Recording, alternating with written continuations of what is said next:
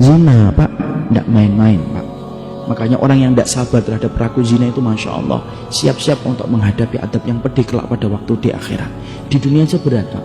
Hukuman rajam, kalau kita baca di dalam kitab Syarah Riyadhus Shalihin oleh Syekh Utsaimin, hukuman rajam ditaruh di dalam tanah. Orang terkunci rapat tangan dan kakinya oleh tanah, sisa kepalanya saja. Dia persiapkan batu, tapi batu yang dipersiapkan tidak boleh batu yang besar, yang sekali jatuh ke kepala pecah batunya, pecah kepalanya langsung mati, tidak boleh.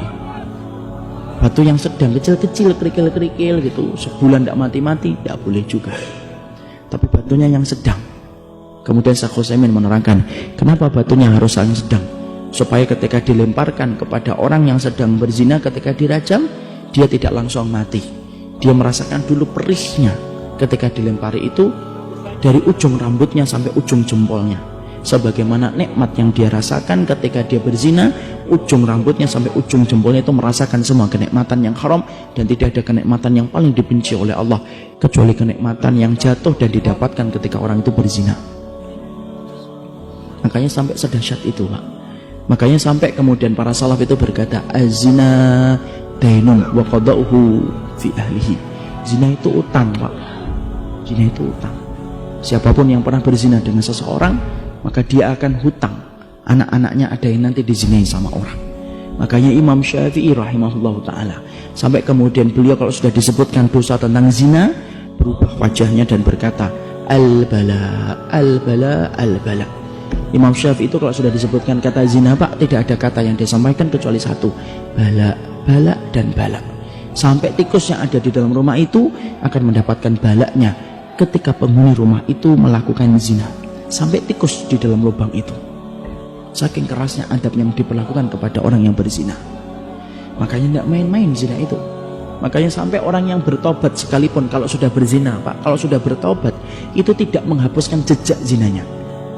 Contoh, A nikah sama B, lahir C dari hasil zina. Bukan, A zina dengan B, lahir C. A dan B tobat, C itu masih merasakan akibatnya. Apa akibatnya? C itu tidak bisa bernasab kepada bapaknya, tidak bisa C bin A, tidak bisa. Saling mewarisi, tidak bisa. Saling kemudian menikahkan nanti ketika C ini nanti menikah, tidak bisa. Kenapa? C ini nasabnya bukan kepada bapak, tapi nasabnya kepada tempat tidur, tempat tumpahnya air ketika berzina, walaupun dia sudah bertobat. Makanya saya ketika menerangkan tentang daurah masalah zina detail gitu, di salah satu kawasan di Jakarta ada yang keluar dari ini nangis, meluk saya dan berkata, saya sudah menduga ini pasti tentang zina ini. Nangis, beliau berkata, saya punya anak Ustaz Putri kelas 3 SMP, dan saya dulu mendapatkan itu di luar pernikahan, Masya Allah. Tapi saya sudah bertobat sama istri saya, tampilannya sudah berubah Pak. Orang mungkin nggak menduga. Bolehkah saya Ustaz nanti kalau putri saya menikah, saya nikahkan Ustaz? Tidak bisa Pak. Kalau saya bisa hapuskan hukumannya, saya hapuskan Pak, tapi hukum Allah tidak bisa dihapus. Bapak harus sabar, dan itu merupakan bagian dari proses Bapak taubat. Nangis, apa yang bisa saya lakukan? Tidak bisa saya lakukan apa-apa.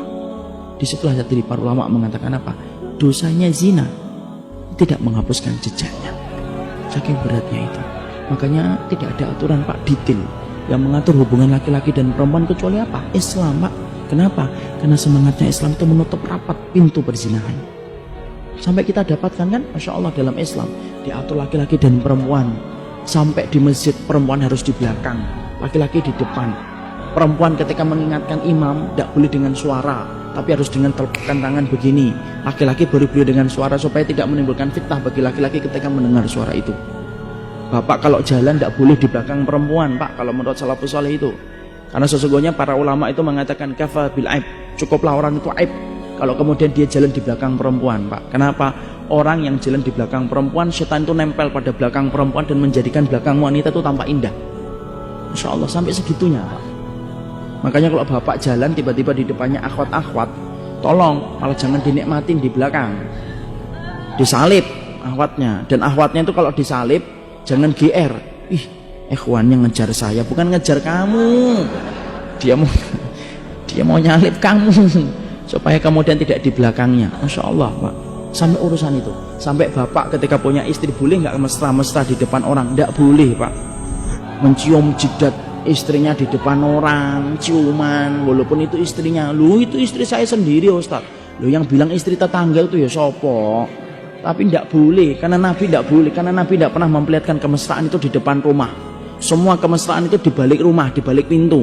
Mau apapun di balik pintu silahkan, tapi kalau di luar pintu nggak boleh. Kenapa? Untuk menjaga hati orang yang punya penyakit kotor supaya tidak tertarik untuk melakukan zina gara-gara melihat pemandangan itu. Coba sampai sedetail itu. Kenapa? Supaya menghindarkan orang dalam zina. يا قلب ما زلت تبكي على حبيب جفاك وسرت في ركب ليلى ولحظها إذ رماك وطارت الروح